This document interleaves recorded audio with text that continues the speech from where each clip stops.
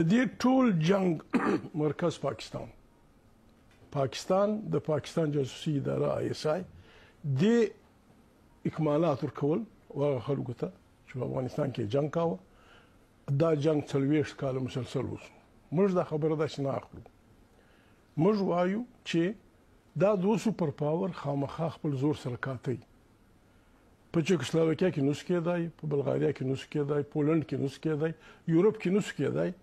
زموږ غرونه رغونه شاید دا یو ښه زورور میدان د کبډي چې دا دوی سره پکې ښکېل شول یعنې تاسو وایئ چې دوی قصداً دغه ځای د خپلې مقابلې دپاره وټاکل یو بل سره ښکر بند شو په دې علاقه کې بل ځای نه سره بندول دوه درې ځای موقع داسې راغلې خو چې دا کار نوس کولی دا جنگ روان شو زموږ پر وطن باندې زموږ پر سیمه باندې پر دواړو غاړو لر او بر افغان دې جنگ ډېر خطرناک اثر واچو زموږ تعلیمي نظام ړنګ شو